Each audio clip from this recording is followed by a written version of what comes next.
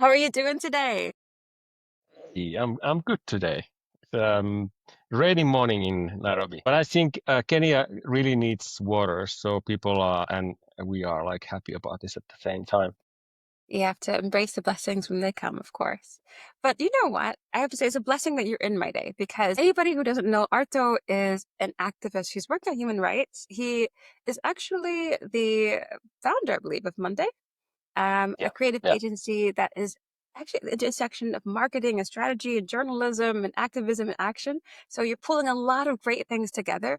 And in the same way, you're actually pulling a lot of great people together to be able to help facilitate change. And I love that because this is one thing where it's not just about talking about things. I like that you've transcended the talking about, what needs to happen to try to actually facilitate the connections and the actions to make things better as well.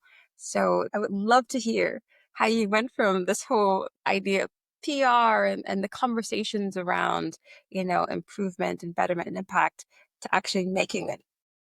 Thank you. Yeah, I think we need to find all possible tools for the change. So kind of like we are using different strategies for different actions. Sometimes you need more journalistic thinking. Sometimes you need more creative ideas. Sometimes you need to deep dive in the strategy part and you just need to choose your weapons and the tools which are working. But this collaborations is I think is pretty much everything because also I know that I don't know much, and that's always saving me. And together we have much more. We know much more. So I'm always with the group of people and trying to give my best for the group and also learn from them and try to find new ways how to think together as well. Yeah. You know, what I appreciate is that in the group that you put together and the different perspectives, you want to make certain that you bring in people who are most impacted by change. So it's not just a finished think tank. You go and you're actually in various places where things are more directly impacted and impactful, I would say. So right now, what's the current thing that you're working on and who are the people that you feel have to be in the room for that conversation? Mhm. Right now I'm in Kenya and we are working in different African countries and my personal decision is to kind of trying to, travel less. I've been traveling too much. Because also like I feel like I need to be in one location to understand better and also like all like mentally and physically it feels better not to travel too much. I feel But you. also then is Kenya is a good spot for work in the whole continent in a way. And like in Bangalore for me is in India is the same case. So Bangalore, Nairobi is kind of my homes. What I'm doing here, kind of my mission is now several things what I need to do. The one, of course, what I've been studying all the way is like what's happening in the country in political level. There's a lot of things happening and I need to understand that and kind of and also to meet people outside of like news and the headlines, like people who are really on the pressure or who are doing stuff here. So I'm meeting people, a lot of people through my social media networks, especially Instagram. Like, so I'm just pushing messages in my stories when I'm coming, like if you are interested on the topics what we are doing, I'd like to meet you. And I have met around the world like hundreds and hundreds of people through that. So I'm doing the same thing in Nairobi. I had met a bunch of creative strategists, new NGOs, new startups, new scale ups, new kind of thinkers who wants to do something, who wants to change something, or who are already doing something. So it's like also trying to jump into this pool. And also like I feel like as a foreigner, kind of it doesn't matter. I mean, in India it's the same thing.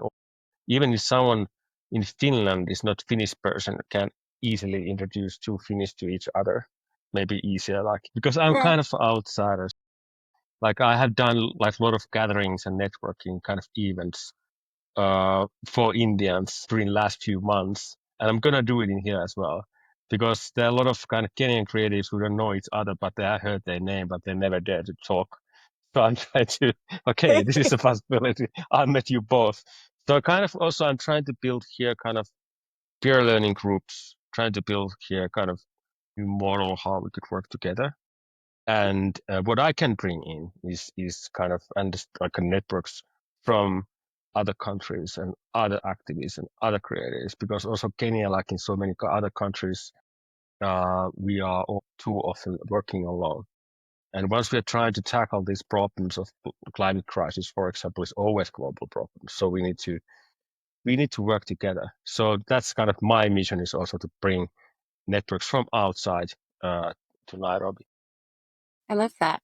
By the way, I think we might be able to use some of that, social facilitation here in Finland as well. So it's not Yeah. exactly, something that's not needed here, but definitely I appreciate people who can connect the dots when it comes to the different kinds of people and skills and interest to be able to make something, which together has so much more value. It's so easy to get in your own little silo of creativity. It's so easy to kind of, stay in your own head, stay in your own lane and not realize Mhm. that, when you combine those lanes, when you kind of put these things together, there's so much more that we can accomplish.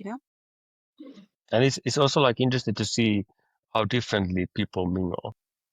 Yeah. Like India, people are super good at that. I mean, they just go everywhere. They talk like endlessly. You need to cut their talks and discussions. They are like masters. I will trying to have an event like 1.5 hours. And during the third hour, we need to say, okay, we need to finish now, people. Let's go next time. But India, other side of the India is like, of course, there are a lot of hierarchies in society, and people don't always give other people chance to talk. So that's the hardest part. Kenya is different. I think the biggest thing here is generation gap, because Gen Z is growing and they are not happy with the government at all. They're angry about this, what's happening, and they don't have a power to do anything. So it's this Hmm. generation gap is huge.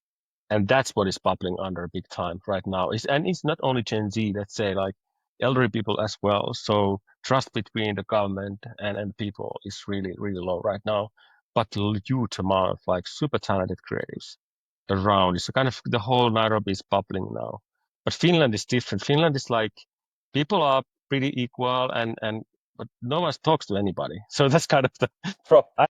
Apparently the happiest place in the world, and they're happy not talking to each other. It's Yeah. okay. It's fine. And I think also like Finns, it's a funny combination what Finland is having, like being as an outsider can see so clearly.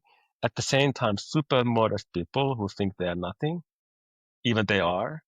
And at the same time, people Hmm. think they know everything. We are better than others too often. And also that's a bit no.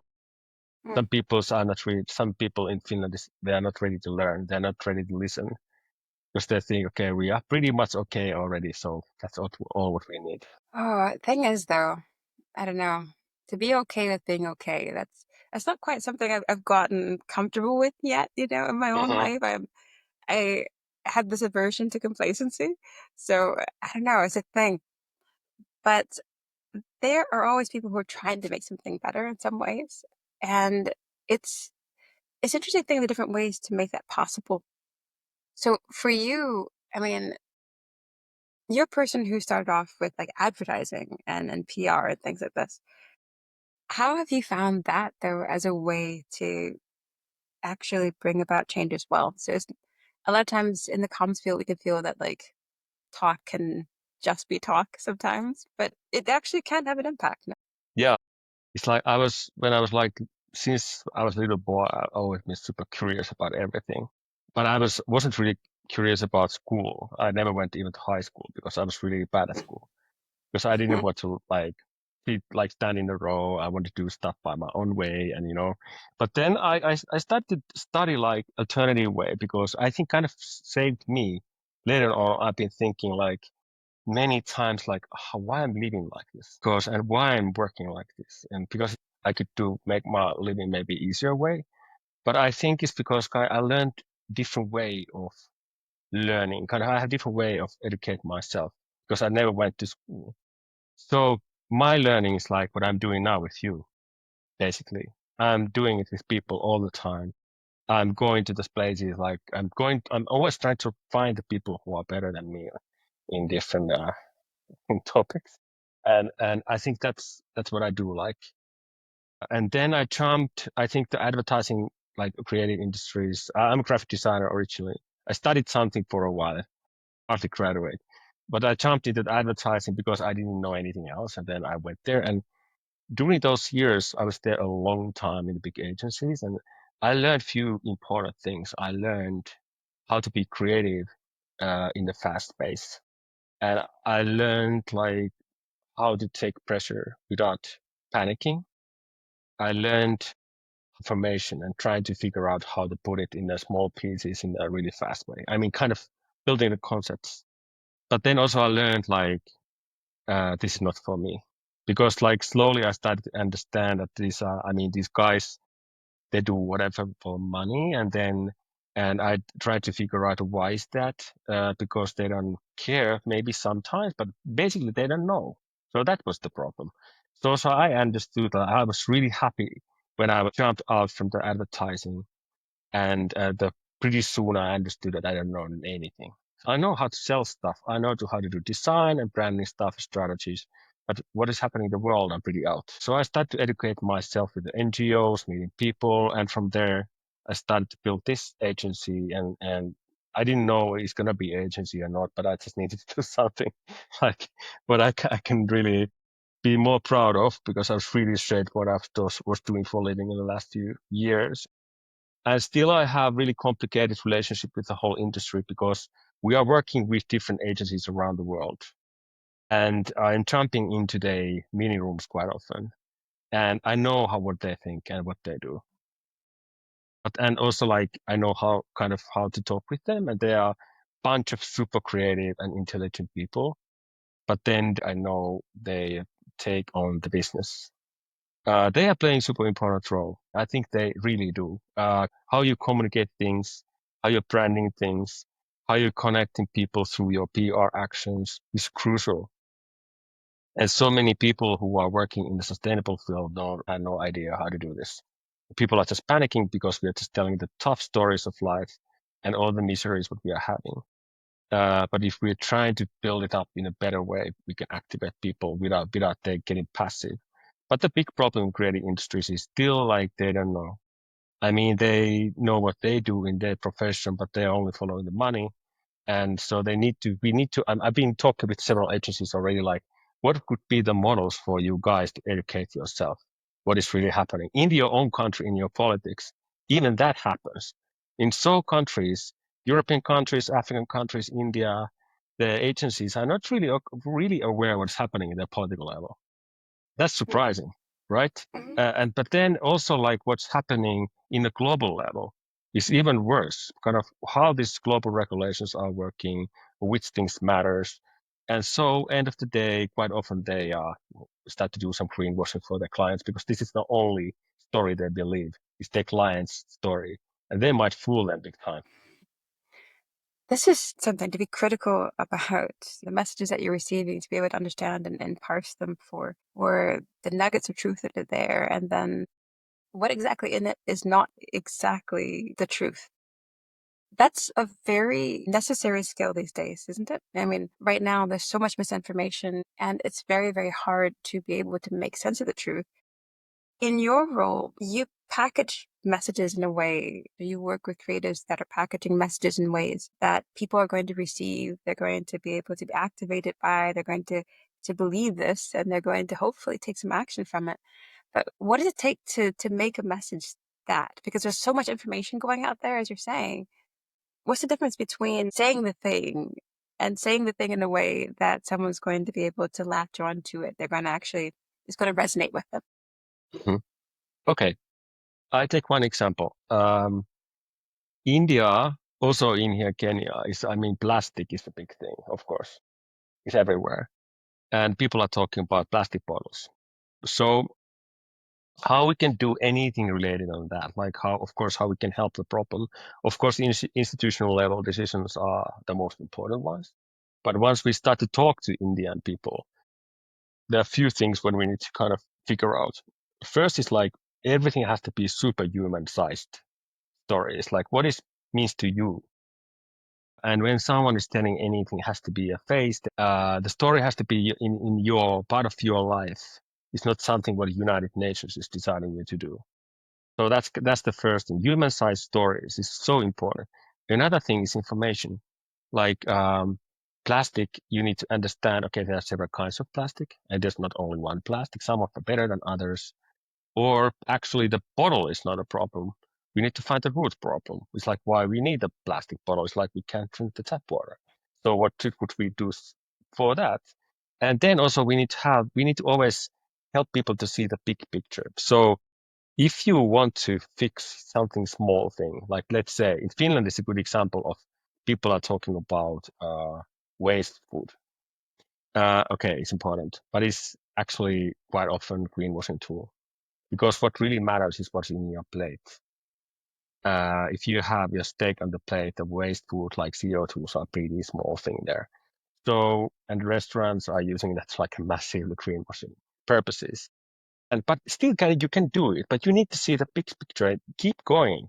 It's okay if you do that small thing, but you need to understand like what is the scale of everything. Otherwise, if you don't understand that, you feel like, okay, I have done everything, I've fixed everything, I've done this. No, you haven't. But you need to understand what's the big one. So I think the storytelling information, the both has to kind of walk side by side. Absolutely. The challenge of this is that that does require people to dig deeper. You have to. And I think in a lot of our daily lives, we feel that we don't really have the time, the bandwidth to, to go out, to understand, to be able to try to know more, to get to the deeper story, because there's so many different stories. If you have to dig to the bottom of every one, then you'll be digging, how many holes will you need to dig in that sense. People can feel overwhelmed, right?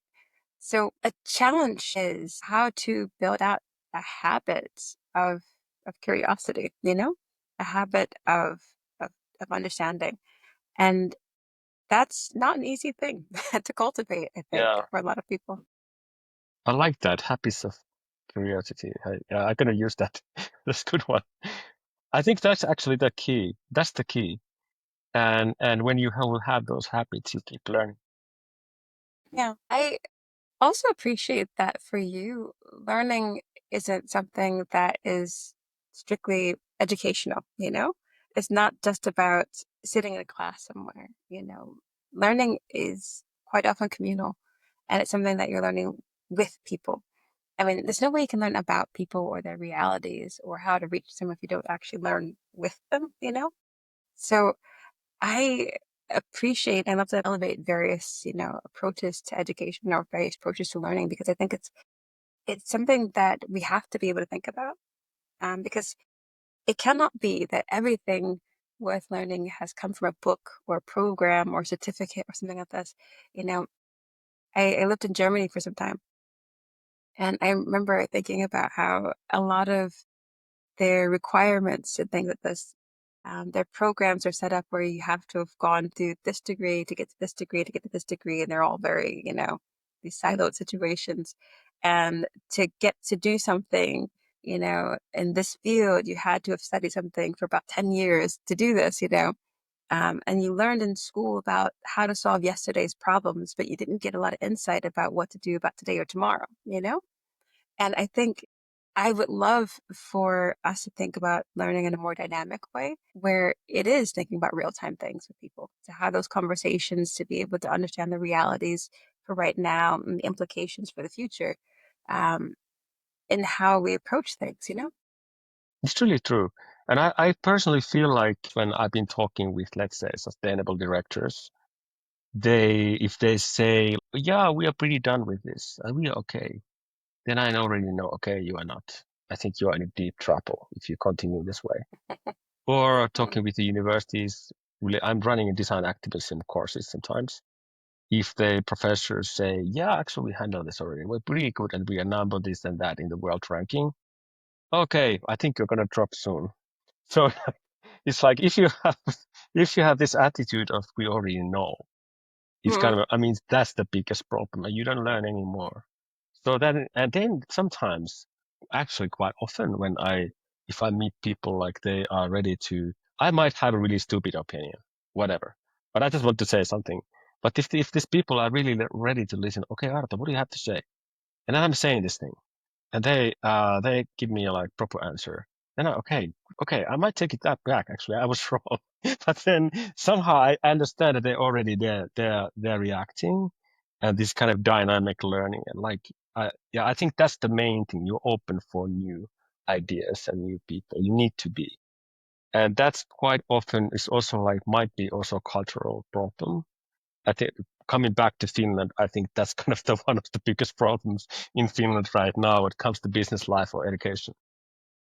It does require a certain degree of humility to accept A, that you don't know everything, and then B, that the people who might know more than you are people that you may not have that relationship with. I think Finland is a country that's based off of relationships. It's based off of like trust and familiarity and comfort. And new isn't always comfortable.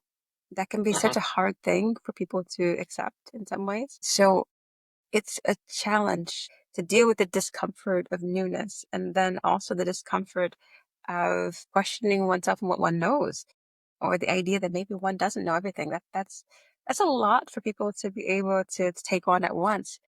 How do you think that we can get beyond that? I'm curious. I think most of the Nordic people should live a few weeks in India. No, it's like Mm.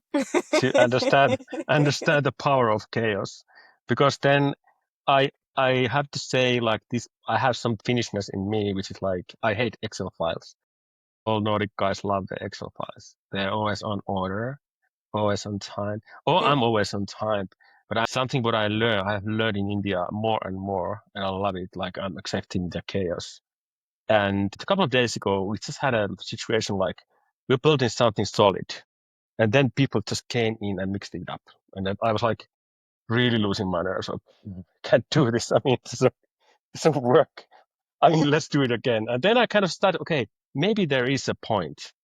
Let's do this for a while, and let's figure out how we can find the focus again. And we did it. And then we had much better focus, and it was like a bigger thing, bigger focus what we found. So accepting the chaos, like not everything is on order, and also accepting the surprises with everything in your personal and private life. I think that's what Indians are like world masters and Finns are the worst in the world. So I think coming back to Finland again, also Nordic, I would say. I think Indians could maybe run some classes in Helsinki University about this. Honestly, I think this big thing, embracing the chaos of things. It's so easy to want the order and the structure. I think this is a big thing that, in the Nordic countries, and like I said, also in Germany where I used to live, they love the structure, they love the order, they love like things to be in a certain way. But the funny thing is when you plan for something and you build off all these things and you're designing for something and this idea that this is how it's going to be with the reality, and you don't accept the dynamism with it, then what you're building is inherently not usually going to work in a dynamic reality. And that's a challenge because, you have to build for the reality that you have. And right now, with a lot of the different challenges that we're facing, especially with like the climate crises and things like this, and migration issues and situations, these are dynamic situations.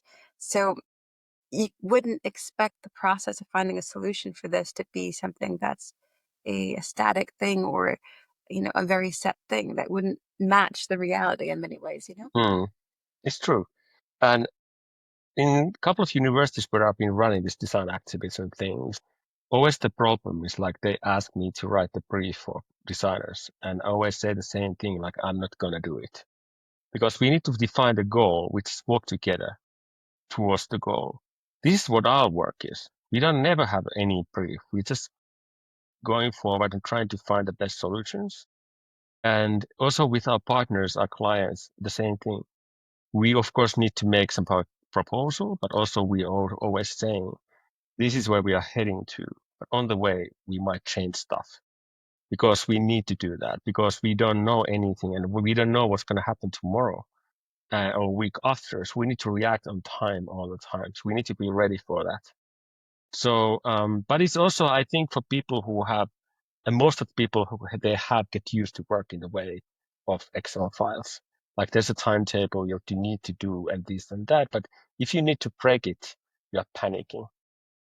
And if you find people who are not panicking, they are so valuable and keep them as long as possible. I am laughing because I am one of those people who happen to love Excel files. I am like an Oh, analyst. But you know what though? I okay. I Don't take have me wrong. We really need Excel files. No, yes, because I think I hate them. I'm just having a headache if someone is sending me Excel file. I'm not opening. No, I hate that. But but I love all these people who love Excel files because they're saving me at the same time. somebody has We to do need it, right? we need Yeah. that for sure, of course. Okay. But see, no, here's the thing. I actually had this life action mathematical planner, like my lamp. All right.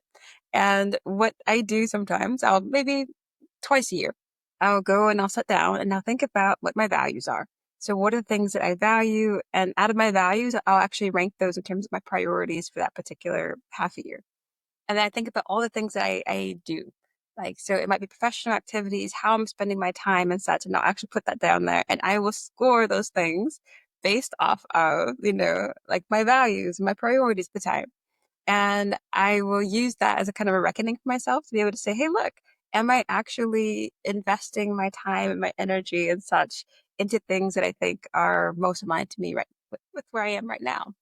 And, that is my life by Excel sheet in some ways. But, it may not be the best thing to make the plan for things, but it's definitely something to give you awareness about when your plan needs to change or when things are kind of out of sync with who and how you are at the time.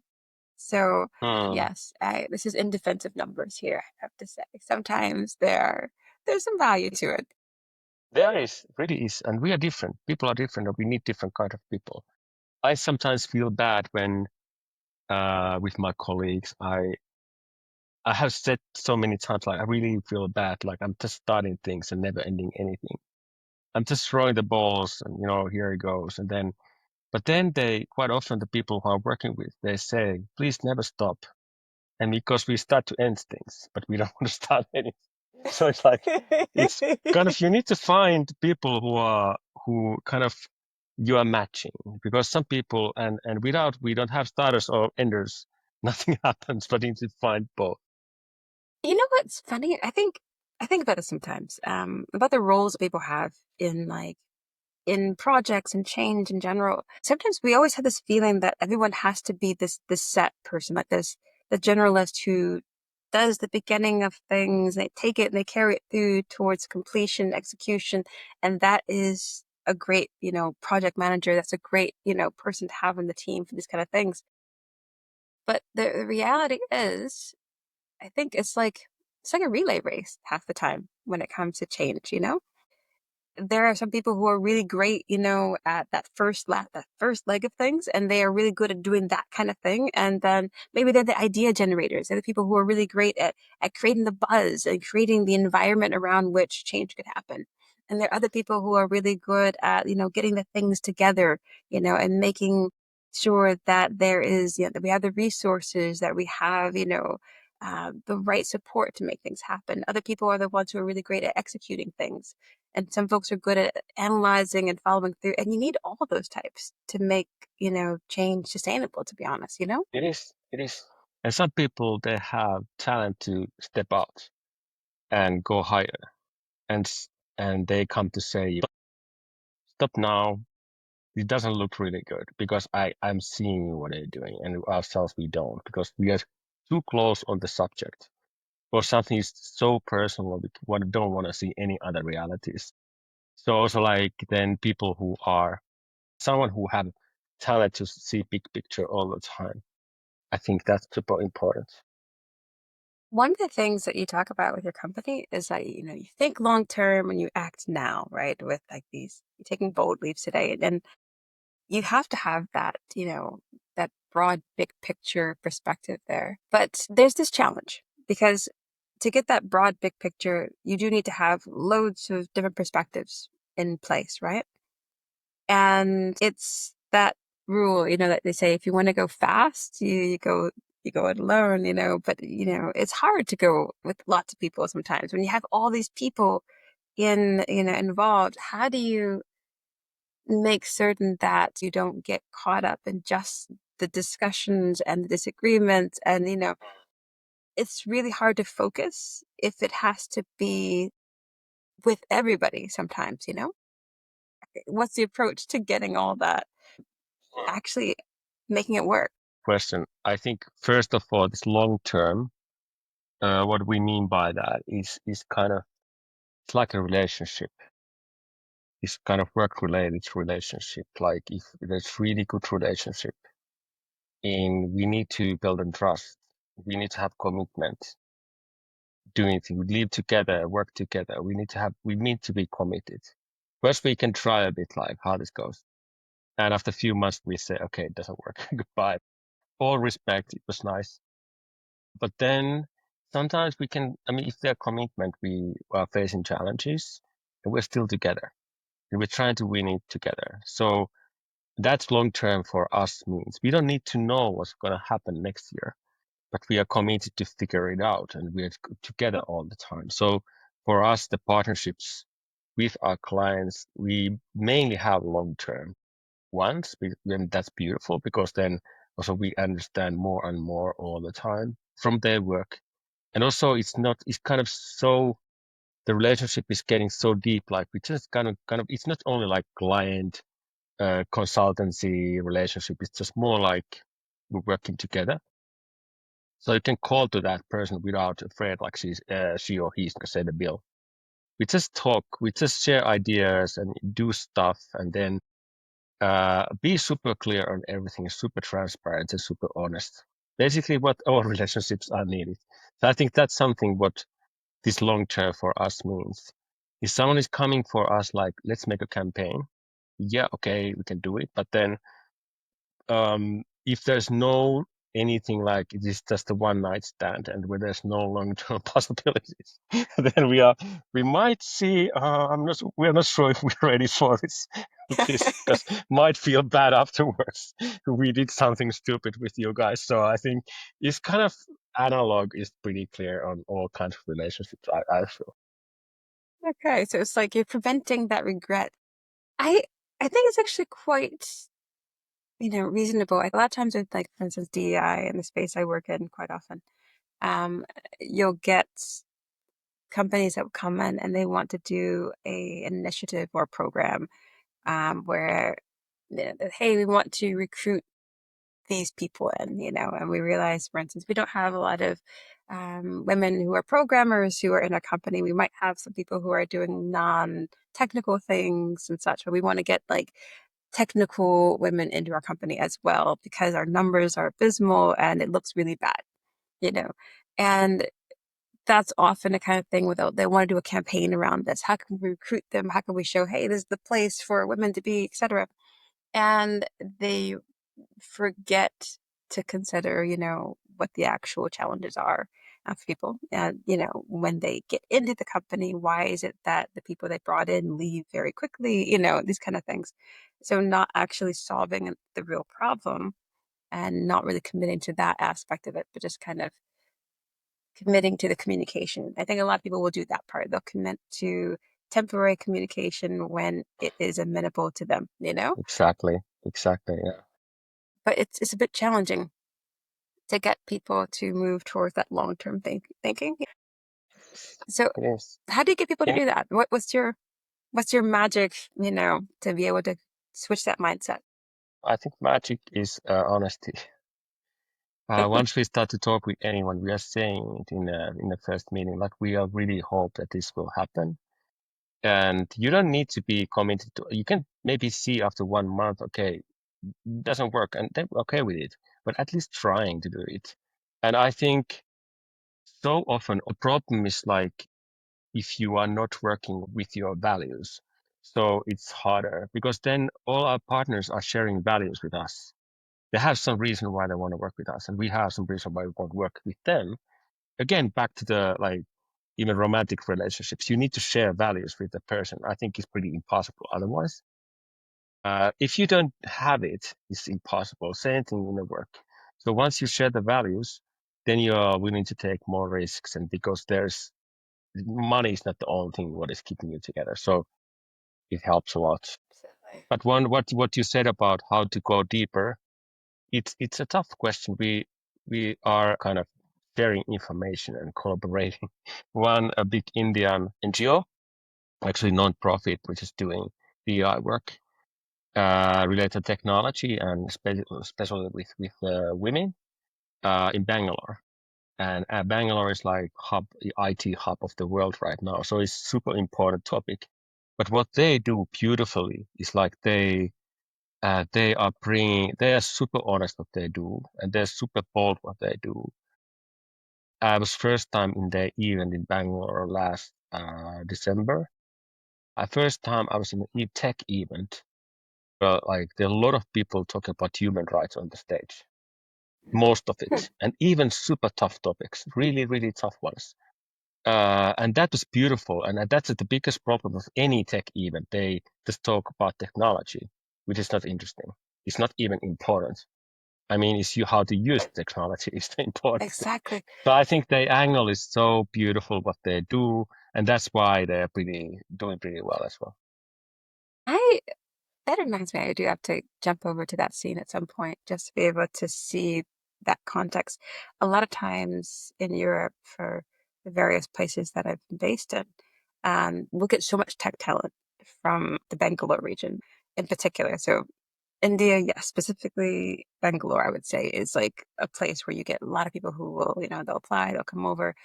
And it's really interesting because people come with context. They don't come as blank slates to a new country, They come with their histories, their cultures, their backgrounds. People come with their realities and expectations. And I I wonder how many companies that I look at that are looking to recruit from that region actually consider what they're bringing in addition to the people. They think Exactly. about, Yeah. the talent that people bring in, like, oh, they're going to bring in this talent, these capabilities, but not necessarily this humanity or these realities. I think these are things that I would love for companies to be more aware of, and for myself as well. I think it's a good place to be able to get some learning in that sense. It's really good question. I need to think about that like often. Mhm. It's connected to okay. I'm having sometimes questions of like when I'm meeting people like, are you another white savior? And I would say answering like uh I'm trying often to think like by myself like what I'm doing here. I'm needed here. Where should I go? And then I'm explaining what we do, and I'm not saying what is right or what is wrong.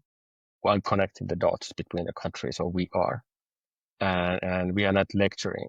And I really understand it's really good question because in these countries where I'm living, there's a huge amount of white saviors everywhere, and I'm asking this a lot of like guys who I'm seeing is the same question, like people asking me, and I think we should keep asking a lot of this question. And then, what are you bringing in? Why you? I think okay, if you can answer the question, don't get annoyed. If I can answer the question, okay, oh cool, let's go. But I think we need to answer the question. Well, I think so. Thank you for even bringing that up because it's actually a very valid point. Um, Not to say that I don't consciously talk to white men in the series, but I did use a series primarily as a means of amplifying different kind of voices. I wanted to invite you though and to have a chat with you largely because I appreciate the humility that you approach a lot of the international engagements that you're in. And I appreciated the fact that you go as an equal participant, as opposed to a person who comes in and you are presenting a solution, or there's one thing where you are like the form of inclusion where you invite people into something that's already existing, and there's another part that's more like co-creation, and I appreciate people who are the co-creators. And you could be from anywhere, you can have any kind of background and be a valid co-creator, but it's a different thing when people come into a place and I don't know, they come in as if they have a pre-made solution that they're just looking for an application for, if that makes sense. Mm. Yeah, and also some people think after saying this, like, okay, then you're just okay with everything in every country. No, it doesn't mean that. I have my Mm. values. I'm pretty strict with those values. It's not okay what's happening in Kenya. It's not okay what's happening in India. Or so many other, or not okay what's happening in Finland. I have my values. It doesn't matter where I am, but I have my opinions. But I need to be ready to listen and learn. And also sometimes I might need to figure out the way how, for example, how do we work based on these values? But values, I think they can't change. I'm not going to change them, never. And they are pretty strong. But I also sometimes we need to understand why people are acting this way, why they are living this way, or why it's impossible to live in that way. Like most of the time when we work related to climate, I mean, this kind of sustainable lifestyle is only possible for richest people in the world. And if I start to lecture about veganism for the people who don't have food on the table, I mean, it's a pretty stupid thing to do. So it's like, I think to understand where we are and also understand the culture, like, okay, food is a good example and vegan. I'm personally vegan and it's kind of a big part of my life and my work, but I'm not really lecturing about it, but it's just me. But then it's affecting my personal life, like what kind of food I can find in different countries. India is my paradise. Mm, Kenya is a bit harder case. But then, mm, of course, I need to understand like the food systems in these countries are so different. Like India, mm. the food system is opposite of West. And Kenya, at the same time, there's not like mass meat production like Europeans, Americans are having. So also to understand like why veganism is value based. But then also like in this country, they are not so massive in need for this. Of course, there are need for that as well, but not so big time. They're not people in Kenya are not doing that huge crime what Europeans are doing. Yeah, I also I don't know, I think about it as a social choice as well. So for me, I'm vegetarian, but I would say by context, I'm flexible with that. So it's definitely been, especially when I was doing a lot of field work in different places. I used to be a sociolinguistic researcher, and you might go out to the interior or some various country, very, very rural, people who may not have access to maybe even, regular running water and things like this, et cetera, sometimes. And when you come and you're their guest and they give you something, there was one time, somebody like their family had killed like the goat, you know, Mm, they had they were saving for a big occasion and such. And I absolutely ate the food completely, like I would, because it's a matter of that was a massive sacrifice for them to do that, mm, where they didn't have that. So I think, I don't know, for me, I think of things in context in some ways, mm. as well as just like the ethical choice and the preference, but thinking about what is the impact of this. And also, food is actually relational in many ways, right? It's What's true. the impact of partaking or not? I I think a lot of things come down to choices, you know, that we have that are dynamic in many ways. Yeah. I was just also like I've been in a situation like you, Mm. but I really can't eat meat because I haven't been eating meat for a long, long time. So my body is gonna react on it. So only thing what I can say to respect people like based on my religion, can't eat meat, and everyone is okay with it. India, everyone understands. That's the only thing what people are okay with it, and they understand. I still respect them. So that's kind of my tool for this. Yeah, but it's really true Yeah, what you say, and I think food is identity is a huge kind of act for welcoming people, everything. So it's I think to understand food culture is as important to understand religions. I would say in different countries because they are walking hand in hand as well. And then if you understand those two things, maybe sports is another thing. So you know what football club or whatever people love, then then you are pretty far already. this is true. How many friends can you make just over football teams around the world and such? Yes. Okay. I am going to respect your time and not just, your food preferences and your religion, but I'm going to respect the fact that I realize that the hour is winding down.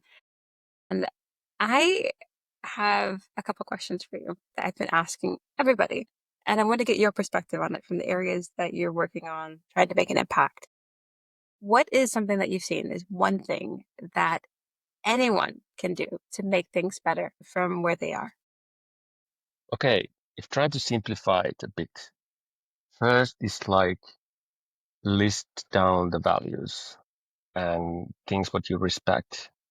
And once they are there, follow them. There's no other way. Follow them, whatever happens. If you don't follow them, you're going to be a super sad person. That's the first thing.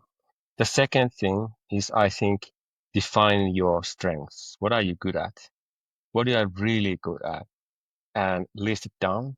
And then the next one is like, what are you really bad at? Also, it's really bad to list it down. And then the last one could be like, what do you want to learn? So once you know this, like, where do you stand and what do you want to reach, I think you can go. And then, like, in your personal life, the real actions can be whatever. It can be like based on your work or your habits, whatever, hobbies, other relationships, and other kind of to understand who you are, where do you stand, and where you're heading to. And also, I think is what you said you kind of sometimes sit down with the Excel file at who you are. I think it's really a good idea. We all should do that because kind of update ourselves because we all are different now than last year. We're changing all the time, but we don't always notice that. And by the way, I'm not the same Arto this year than last year. Probably next year I'm going to be way different again, but there's something what keeps us together are the values. I hope there should be. Some people say like our values are going to be the same what we already had when we were 18. I kind of believe that we always carry the same values like until we die, and but we are not always following it, and that's the biggest Hmm. It's very interesting. I'm thinking back to my 18-year-old self. And I'm thinking, oh, gosh, if that person, shaped the values and the way for my life, oh, good Lord. Heaven knows where I'll be at that point. But yes, the work is hard. People that I talk to, they are trying to make a difference in some ways, and they're trying to figure out how can they not just start something, but how can I keep going when things are so hard and things are always changing and not always in a positive direction? So I want to know for you, what's something that gives you hope on the hardest days? important. I think, yeah, super good question. It's I'm super positive person. Um, I'm always also like forgetting things a lot and helps me a lot because then when it's something happening like okay, what's happening in US now? Yesterday I have discussions with the people like what is good at that, what I can see the positive side of it. Okay, Europe is getting back together and blah blah blah. I think uh, I'm trying to find that, and always finding it, and there always is it. There it's always there, and I think this hope is only thing what keeps us kind of running and doing things. Um, but I can't always do it sometimes like by myself. I need to do it together with people because then when I'm talking with them, I can see the bright side as myself as well. So we need to have kind of communal, kind of hopeful thinking, I would say. Like we can't do it by ourselves. So also, I think would be important for us to uh, give that voice and tell those messages to our friends and people as well. And it doesn't mean like we can't see the shadows, and we need to see the shadows as well to see the hope. In Finland or well, any other country, some people say like we don't believe utopia, so we don't believe any good. And I understand that not everyone needs to do that, but if we can at least try to see that as well, because they're always it's there, and it's the only way how to. As a person who, maybe a flip side of your personality, like I live with depression quite a bit. So I think some things where I always have to do is actively seek out the hope. And I think I have to, actively kind of plan that into a day in that sense. Plan that into this idea, something you can look forward to, something you can reach towards that you can control. One thing I look forward to is, you know, having conversations like this. And I love having people like this in my week that I can say, hey, I know I'm going to learn something. I know that, I'm going to see someone doing something great and fantastic And that's also going to encourage me to try to do something myself as well. Um, but it's a thing where it's a great thing when you can look forward to something, but then also when you can share it. So that whole thing, that whole communal hope, I that 100% resonates as well. So I am so glad that we have you in our global community and that you're a person who's giving your positive energy and you're sharing your learnings with people as you collect more learnings along the way. And I am grateful that you've shared your time. Thank you so much. Thank you, Laura. It's a beautiful morning. Also get a lot of energy from this discussion, and thank you for you to doing this. I think I definitely need to check of the, like morning coffees what you had. Thank you for this. I hope that more people will be able to enjoy your expertise as well. If anybody wants to get in touch with you and, what if they want to have their own conversation with you or to be able to connect with you around the topics that you're working on, how can they do that? Um, LinkedIn, Instagram, email, WhatsApp, just name it. Our website, there's a mondag.fi. You can find all the information. So I'm happy to talk with everyone. No problem. Yay.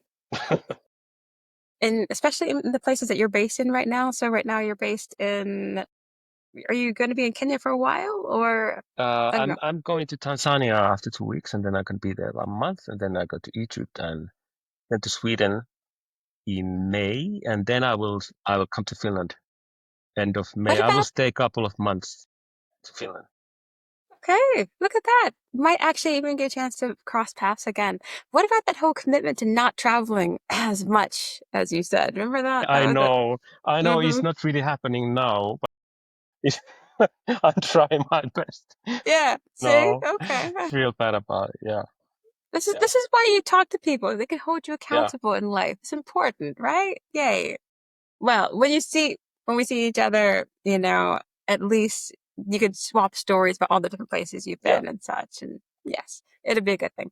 In the meantime, I hope you have a great one. Safe travels, have a great, time connecting with people around the world. And I hope that you'll bring back a lot of learnings and positive energy from that here to Finland when you come back. Thank you. Take care. Have Nice a to great one. talking to you. Okay, Bye. bye.